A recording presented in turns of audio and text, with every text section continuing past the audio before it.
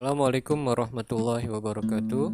Putra-putri kelas 8 yang berbahagia, kembali kita akan melanjutkan pembelajaran jarak jauh kita.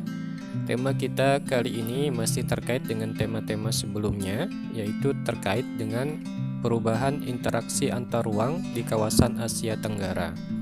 Kali ini kita akan membahas mengenai perubahan interaksi antar ruang tersebut yang dikaitkan dengan faktor konversi lahan pertanian. Sebelumnya kita sudah membahas tentang faktor alam dan faktor perkembangan iptek yang berpengaruh terhadap perubahan interaksi antar ruang. Kali ini yang kita bahas adalah faktor konversi lahan pertanian. Putra-putri yang berbahagia, kita mengetahui bahwa lahan adalah salah satu sumber daya yang nilainya akan terus naik secara ekonomis dari tahun ke tahun.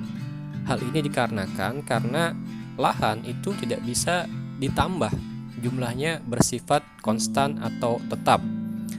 Sehingga untuk menggunakan lahan dalam fungsi barunya, maka fungsi lamanya harus dihapuskan terlebih dahulu.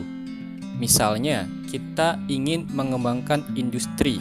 Industri tersebut memerlukan area untuk pembangunannya, dan area yang ada sifatnya sangat terbatas. Mau tidak mau, area yang lama fungsinya harus dihilangkan untuk digantikan dengan fungsi baru, yaitu pembangunan area industri.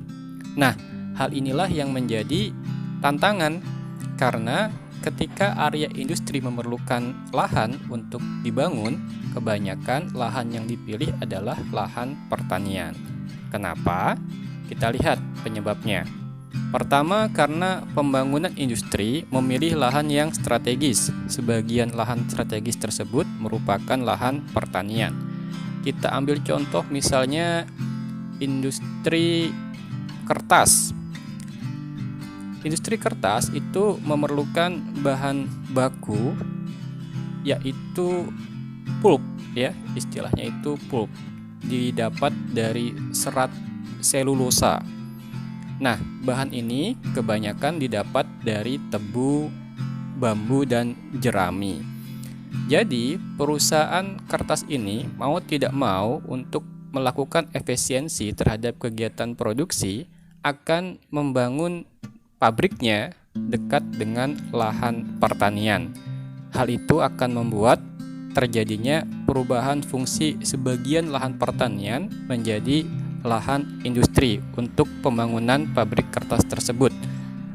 Yang kedua, harga lahan pertanian relatif lebih murah dibandingkan dengan lahan terbangun. Yang ketiga, pembangunan industri memilih akses yang lebih mudah. Jadi, beberapa alasan inilah yang kemudian membuat mengapa lahan pertanian itu berubah fungsinya menjadi lahan industri. Hal ini kemudian berpengaruh terhadap kehidupan masyarakat. Kita lihat di slide berikutnya ya. Berbagai masalah timbul akibat konversi lahan dari pertanian menjadi industri. Yang pertama, jelas lahan pertanian akan berkurang. Ketika lahan pertanian berkurang, akibatnya produksi pangan juga akan menurun. Yang kedua, lahan pertanian di sekitar industri berpotensi terkena imbas akibat pencemaran yang muncul karena aktivitas produksi tersebut. Yang ketiga, konversi lahan itu bisa menular. Akibatnya semakin banyak lahan pertanian yang nantinya akan berubah menjadi lahan industri.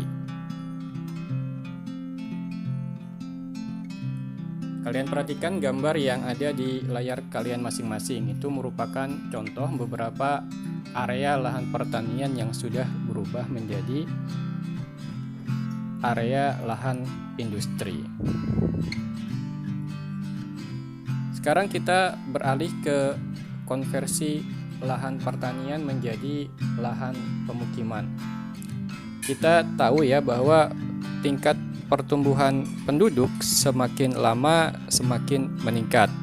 Manusia membutuhkan pemukiman, dan lagi-lagi lahan yang harus dikorbankan untuk memenuhi kebutuhan pemukiman masyarakat adalah lahan pertanian. Hal itu berdampak ya terhadap kehidupan masyarakat.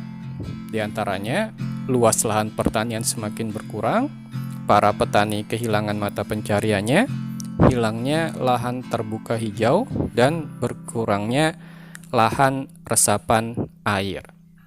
Nah, beberapa solusi untuk hal ini dicoba untuk dilakukan oleh negara-negara ASEAN, misalnya dengan membuat area pemukiman yang dibuat meninggi ke atas seperti rumah susun atau apartemen-apartemen yang menggunakan lahan kecil tapi mampu untuk menampung lebih banyak penduduk. Ternyata hal ini juga tidak terlalu efektif karena manusia semakin tahun jumlahnya akan semakin bertambah dan penambahan jumlah penduduk tentunya akan membuat kebutuhan terhadap pemukiman juga meningkat. Pada akhirnya manusia akan merubah lahan-lahan pertanian mereka menjadi lahan pemukiman. Kita lihat ya bagaimana contoh perubahan lahan pertanian menjadi pemukiman di gambar-gambar selanjutnya.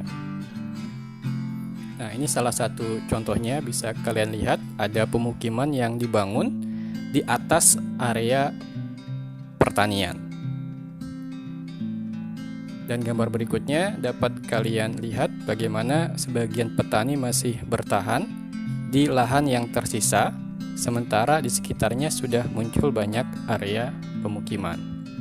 Baik, ini merupakan bentuk perubahan konversi lahan pertanian yang berpengaruh terhadap interaksi antar ruang di negara-negara kawasan Asia Tenggara. Pak Eko rasa itu saja yang bisa Pak Eko sampaikan ya, singkat saja.